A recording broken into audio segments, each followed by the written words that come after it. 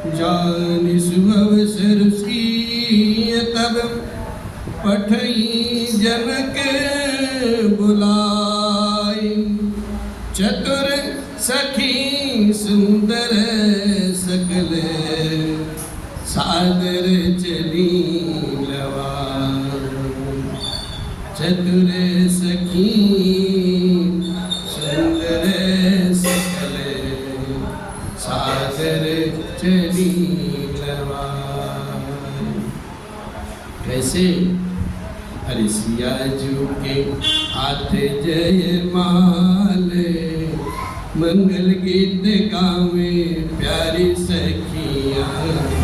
सिया जी के हाथ जयमाल, मंगल गीत गावे प्यारी सखियाँ।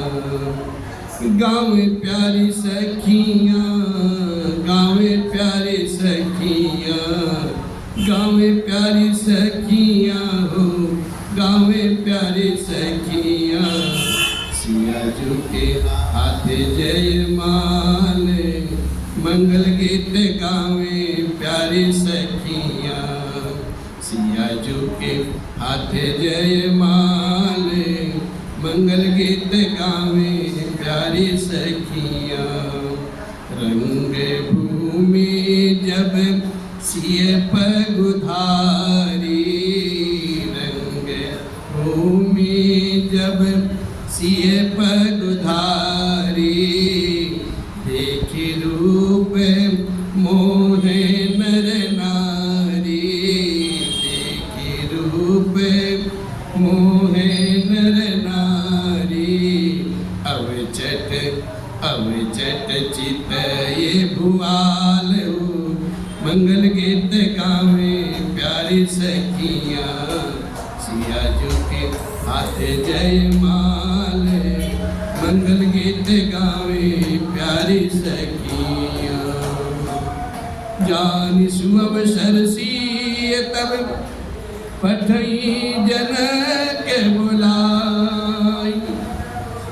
चतुर सखी सुंदर सकल सादर चली लवा। परिपूर्णतम परमात्मा अकारण करुणालय बरवाले भगवान राघवेंद्र सरकार, भूत भावन बाबा शिव और राम जी के लाडले हनुमान जी महाराज जी का आवाहन करते हुए और उनके श्री चरण में साष्टांग नमन बंदन। पूज्यपाद गोस्वामी जी महाराज और गुरुदेव भगवान के पावन पवित्र चरण में नमन बंदन श्रद्धापूर्वक करते हुए आज की पावन कथा भगवान राघवेंद्र की, भगवान श्री कृष्ण के जन्माष्टमी के उपलक्ष्य में हम सब यहाँ बैठ करके भगवान शिव के भव्य पंडाल में और ये श्री राम जी की कथा निमित्त कर रहा हूँ। सबसे पहले आप सभी जन को, हमारे सुधीर श्रोताजन, सखा मंडली और सभी समाज, आज वसुदेव सुतम देवम कंस चारों नवर्तम देवकी परमानंदम वंदे कृष्णम जगद्गुरुम। आज लीलाधर भगवान कृष्ण का जन्मदिन है, अवतरण दिवस है। आज इस पावन बेला की भूर भूर बधाई आप सबको, बहुत बहुत शुभकामनाएं। भगवान के चरणों में अनुराग ऐसा नित्य प्रति हमेशा वर्धन होता रहे। मानस प्रसंग का ये सुंदर चरित्र हम सब यहाँ बैठ करके आपस में गा रहे हैं, सुन रहे हैं। यज्ञशाला सब प्रकार से सुसज्जित है। सारे भूपति जो है, राजागण हैं, आकर के यथा स्थान विराजित हैं। भगवान राघव भैया लक्ष्मण गुरु विश्वामित्र जी के साथ यज्ञशाला में आते हैं जनक राज जी उनका बढ़कर के स्वागत करते हैं और सारी रचना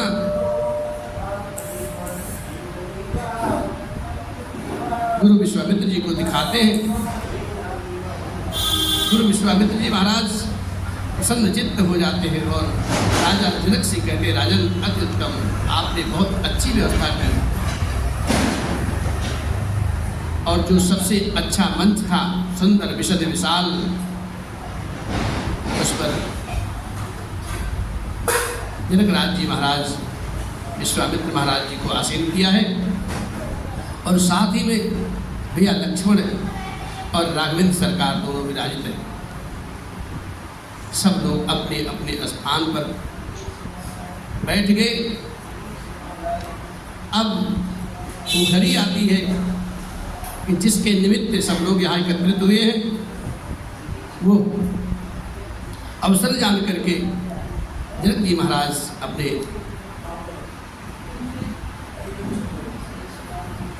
सेवकगण को बुलाते हैं और कहते हैं, सिया जी को अब ले आओ, लाडली को ले आओ। और जो सिया जी की सखियां हैं, चतुर हैं, सुजान हैं, वो सभी सिया जी को नाना प्रकार से आभूषणों से सुसज्जित करके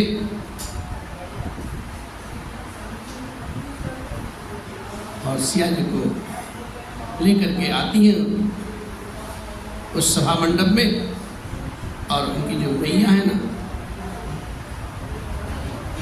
सुनैना मैया, उनके बगल में विराजित कर देते। आज सिया जी जो है उनकी शोभा का वर्णन नहीं किया जा सकता साहब। लाडली सिया जी है, इतनी सुंदर है, इतनी रूपवती है, सब लोग अपने अपने भाव से उनकी शोभा का वर्णन कर रहे हैं। और जगत जननी जगदम्बिका है माँ, उनके रूप की और गुणों की सराहना ही क्या की जाए साहब। पूज्यपाद गोस्वामी जी महाराज अनेकों प्रकार से उनके रूप, सौंदर्य और शील गुण की सराहना करते करते थक जाते, उपमा देते देते सोचते मेरी सिया जी कैसी हैं।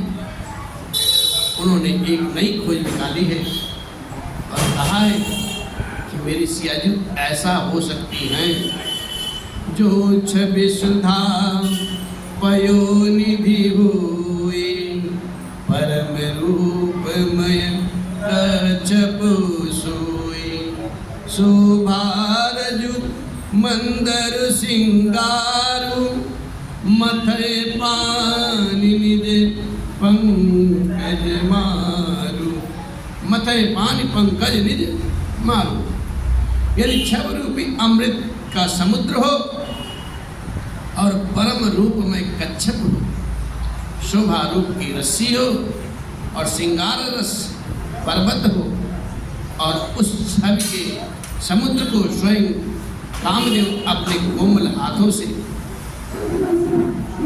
मथे और तब इस प्रकार से उसमें लक्ष्मी जी उत्पन्न होती है, तो शायद मेरी सिया जी की उपमा के योग्य है।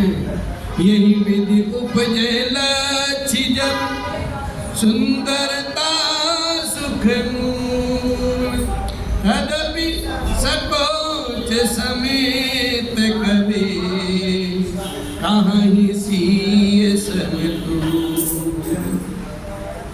और इस प्रकार से अगर उस समुद्र में मंथन करने के बाद में लक्ष्मी अम्बा का प्राकट्य होता है, तब भी जो सुयोग्य कवि हैं वो भी संकोच करेंगे कि मेरी सिया जी या मेरी सिया जी की तरह वो लक्ष्मी जी हैं।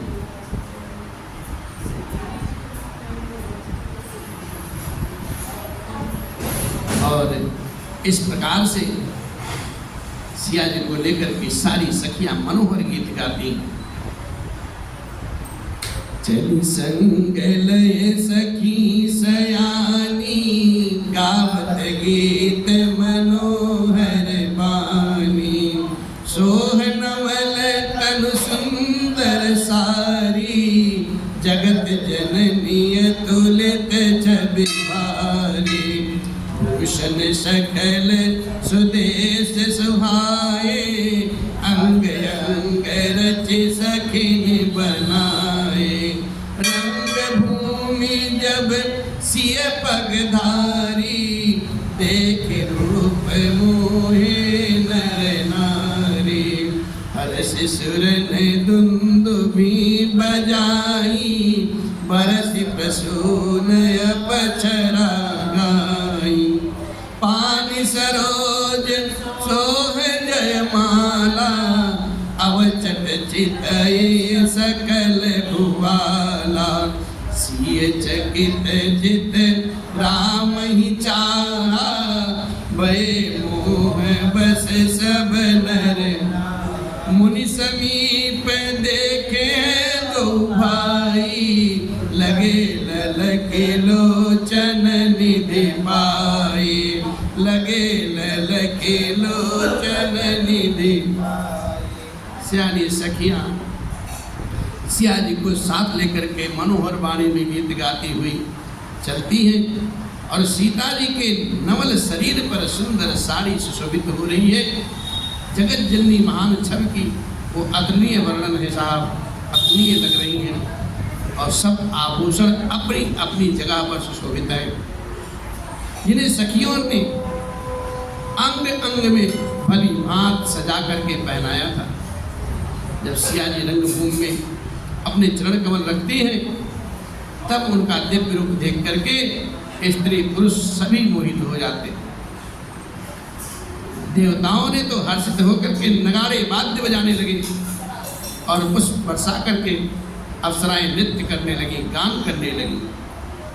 सिया जी के कर कमल में सुंदर जयमाल सुशोभित है, और सभी राजा लोग देख करके अचानक ही चकित हो करके सिया जी की ओर निहारने लगे, देखने लगे।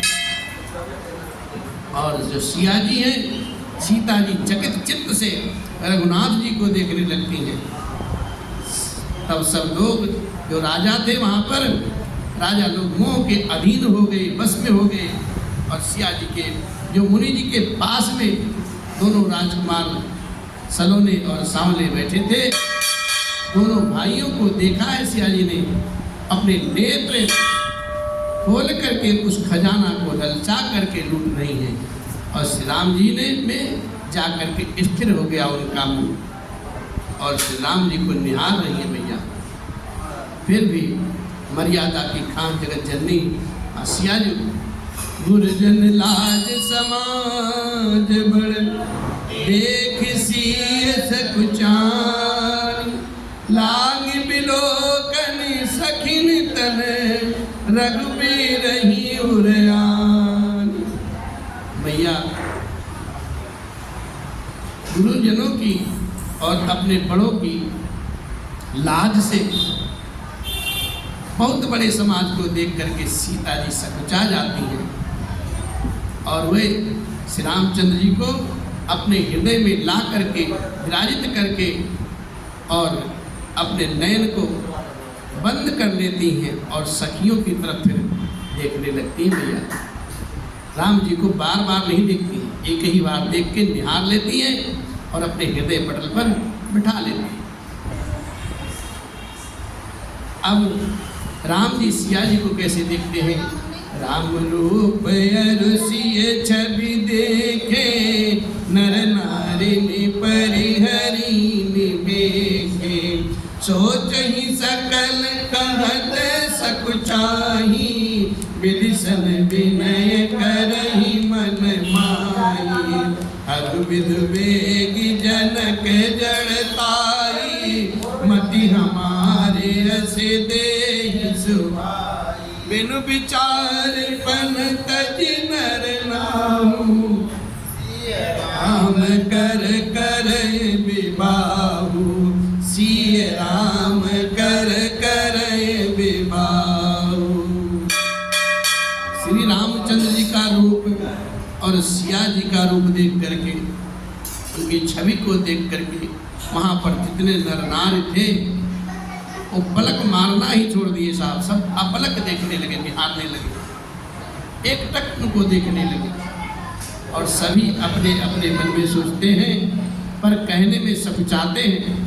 मन ही मन विधाता से, ब्रह्मा जी से प्रार्थना करते हैं कि हे नाथ, हे विधाता, जनक जी की इस मूढ़ता को हर लो और हमारी ही ऐसी सुंदर बुद्धि उन्हें दे दीजिए कि जिससे बिना ही विचार किए कि राजा अपना पद छोड़ करके सीता जी का विवाह श्री राम जी से कर दे।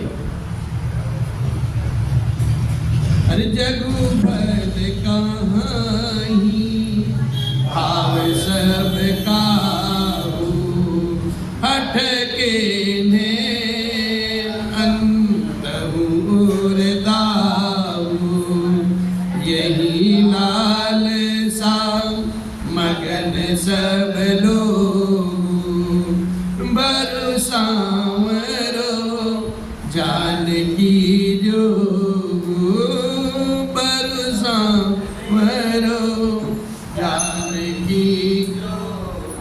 संसार उन्हें अच्छा कहेगा, भला कहेगा, क्योंकि यह बात जब किसी को अच्छी लगती है, यह बात किसी को जब अच्छी लगती है, हट करने से अंत में हृदय ही जलता है साहब, पश्चाताप होता है।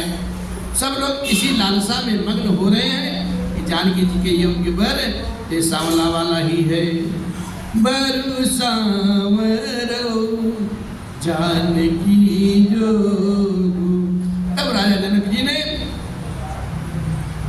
अपने भाटों को बुलवाया है, और जब उनको बुलाया है और फिर भाट वंश की बिरदावली गाते हुए, कीर्ति गाते हुए आगे बढ़ते हैं। और राजा जनक जी ने कहा है कि अब मेरा प्रण सबके सामने कहो।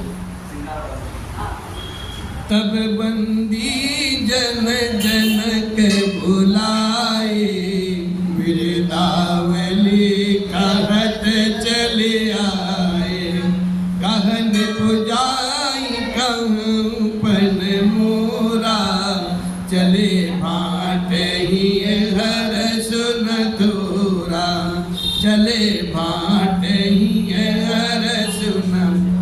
और वो भाट चलते हैं और उनके हृदय में आनंद की पराकाष्ठा भरी हुई साहब, आनंद कम नहीं था, आनंद विभोर है सब।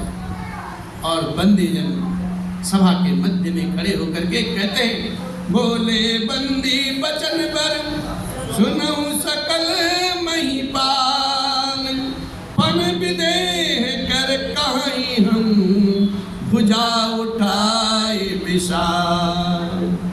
भाटों ने श्रेष्ठ वचन में बोला, हे पृथ्वी के पालना करने वाले सभी राजागण भूपत, सुनिए, हम अपनी भुजा उठा करके जनक जी का यह विशाल प्रण आपके सामने कहते हैं। क्या है प्रण? आप सब सुनो। अनिप भुज बल विद सिन शिव राहु, करऊ कठोर विदित सब काहू, रावण बानु महाबट भारे, देख सरासन गवही, सोई पुरारी को दंड कठोरा, राज समाज आज जोई तोरा, त्रिभुवन जय समेत भय देही, बिनहि विचार बरई, सुनिपन सकल भूप अभिलाषे, भटमानी अतिशय मन माखे, परिकर बांध उठे अकुलाए, चले इष्ट देव और चले इष्ट देवन सर। भाट बड़े भाव से, प्रफुल्लित चित्तवन से कहते हैं, मैं अपने राजा जनक जी का प्रण सुनाता हूँ, जिसके कारण आप सब यहाँ एकत्रित हुए हो। राजाओं की भुजाओं का बल चंद्रमा है साहब, और ये शिव जी का जो पिनाक है साक्षात राहु है, वह भारी है और कठोर है, ये सबको भली भांति याद है, ज्ञात है।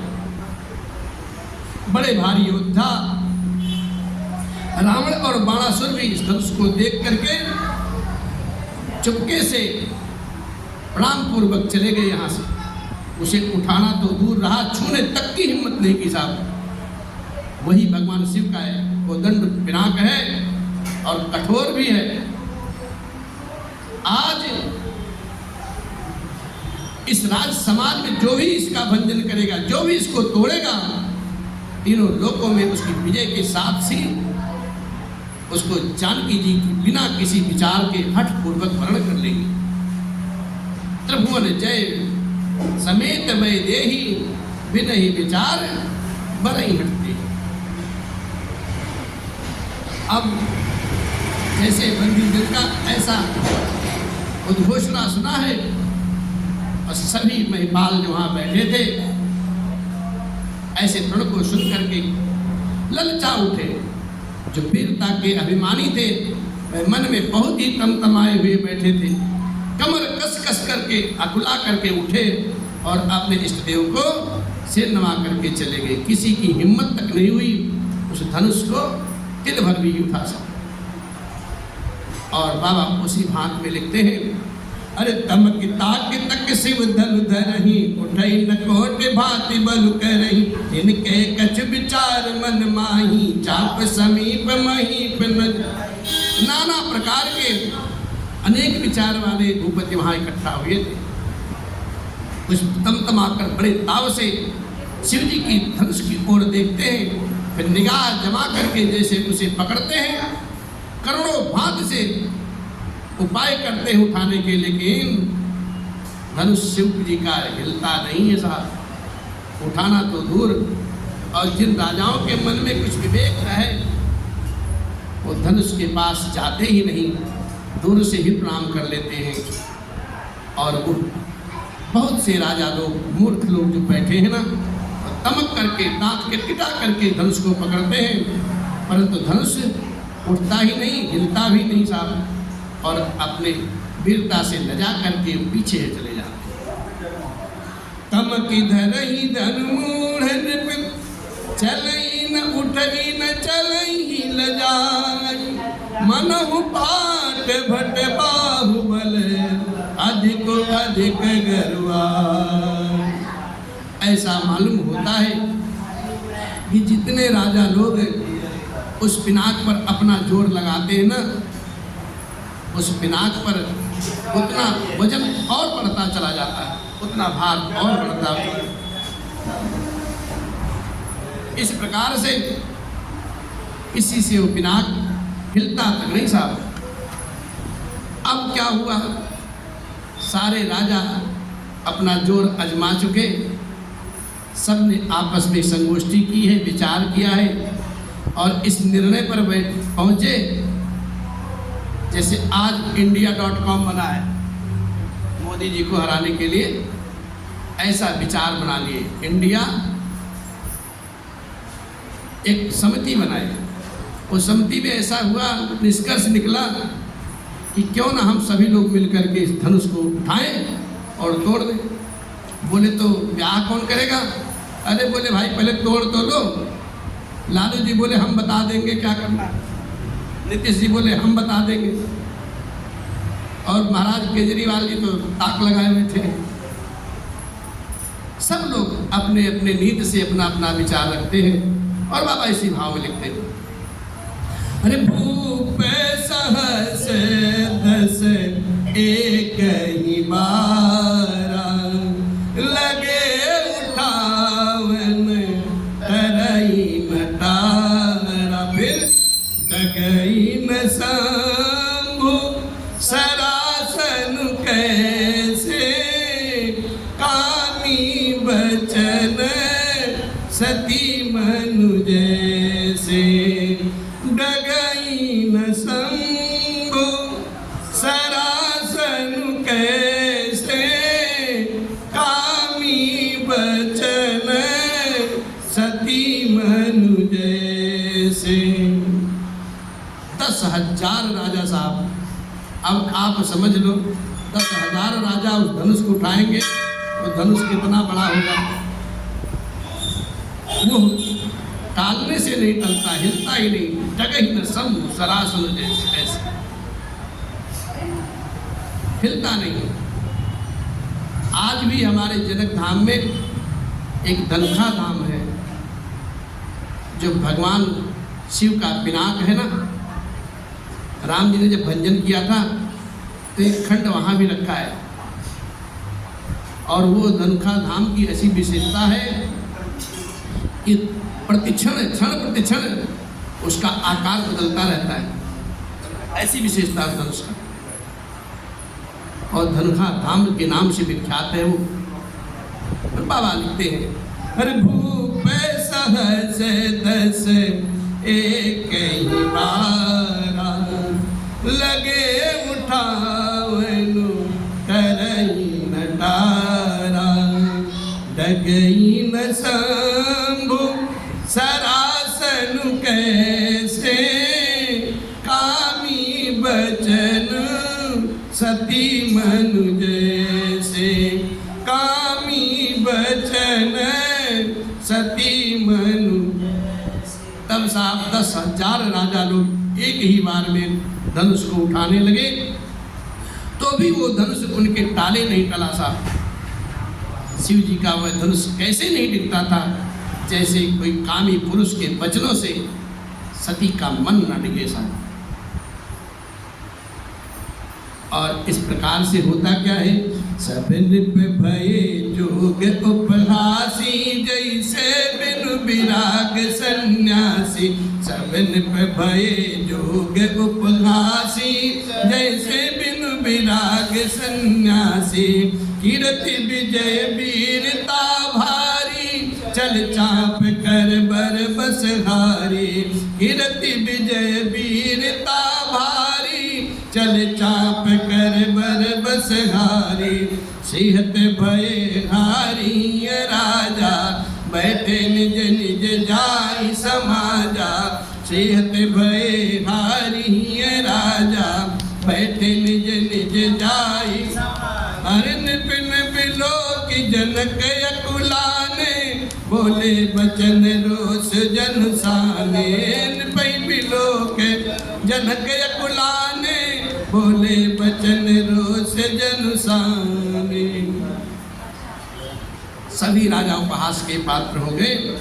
जैसे वैराग्य के बिना सन्यासी उपहास के योग्य हो जाता है, कीर्ति विजय और बड़ी वीरता इन सबको वे धनुष के हाथों बरबस आर करके सब श्रीहीन हो गए। राजा लोग हृदय से हार करके श्रीहीन हो गए, हतप्रभ हो गए। अब क्या करें? और अपने अपने समाज पे जाकर के बैठ गए, अपने अपने आसन पे, सिंहासन जो लगा हुआ था उस पे बैठे। अब सबने अपनी मनमानी कर ली, हुआ किसी से कुछ नहीं साहब। ऐसी स्थिति को देख करके राजा जनक जी महाराज बड़े निराश होते हैं और क्रोध भाव में ऐसी वाणी बोलते हैं, क्या? अरे दीप दीप के भूपति नाना, आए सुनी हम जो पन उठाना, देव तनुज धरि मनुज शरीरा, विपुल बेर आए रणधीरा, विपुल रूप आए रणधीरा, विपुल रूप आए। मैंने जो प्रण ठाना था उसे सुन करे, हे दीप दीप के राजा, आप अनेकों लोग यहाँ पे आए, देवता और दैत्य भी मनुष्य का शरीर धारण करके आए, तथा और भी बहुत से रणधीर इस सभा में आए। लेकिन हुआ क्या? कुंवरी मनोहर विजय बड़ी, कीर्ति अति कमनीय, पावनिहार विरंच जनु, रचऊ न धनु दमनीय। परंतु होता क्या है, अपने अपने बल का सभी लोग डींग हाँक रहे थे अभी तक, लेकिन हुआ गया किसी से कुछ नहीं। और राजा जनक जी महाराज कहते हैं धनुष को तोड़ करके, धनुष को तोड़ करके